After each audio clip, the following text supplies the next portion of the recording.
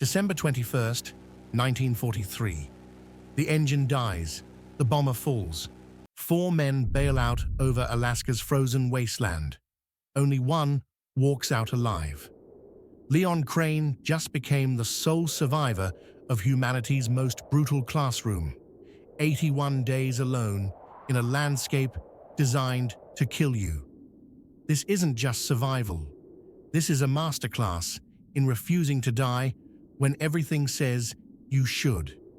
Hit that subscribe, because the techniques that saved Leon's life might one day save yours.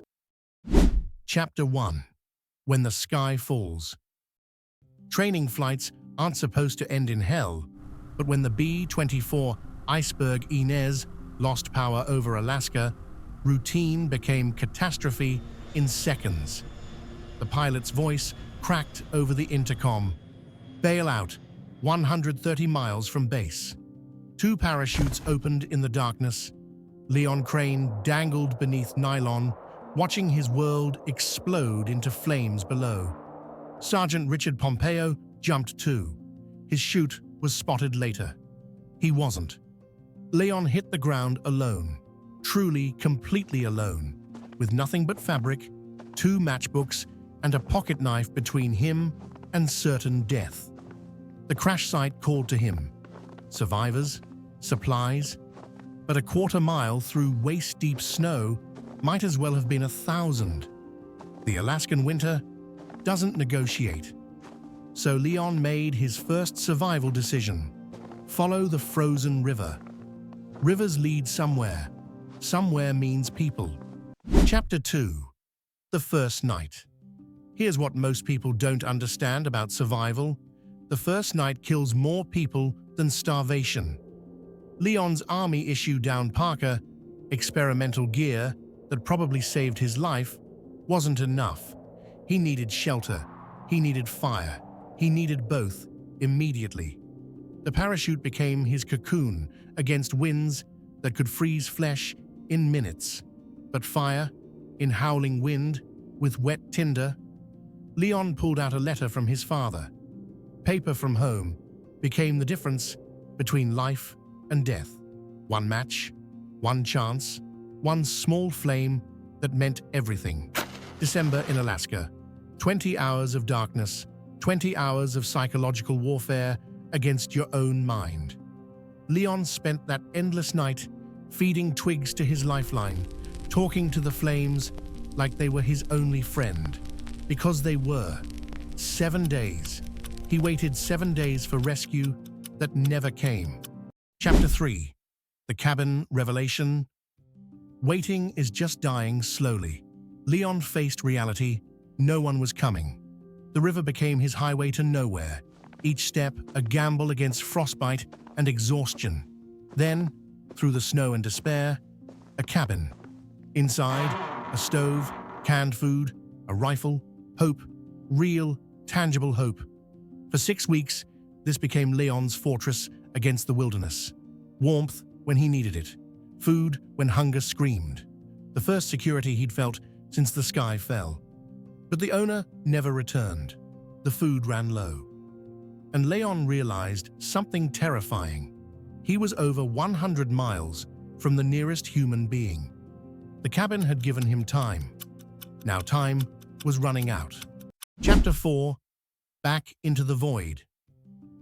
Leaving safety to walk toward the unknown. That's not survival instinct. That's pure courage.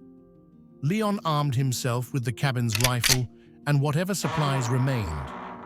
The frozen river stretched ahead like a question mark made of ice. 2 more weeks of walking through landscape that wanted him dead. Snow that grabbed his ankles.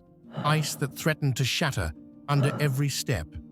Cold that turned breath into crystals. But Leon had learned something in that first cabin. Alaska helps those who help themselves. His reward, another cabin, more supplies, another chance. This wasn't luck.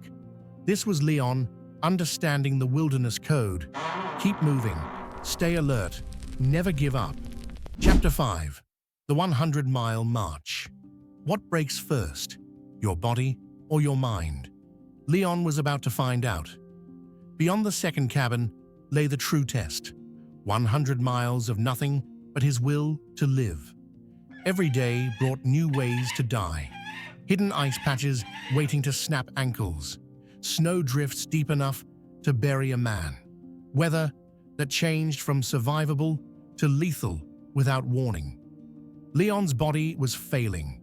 Inadequate nutrition, relentless cold, and the constant stress of survival were consuming him from the inside.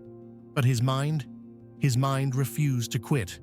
One foot, then another, for weeks. When logic said stop, Leon said move.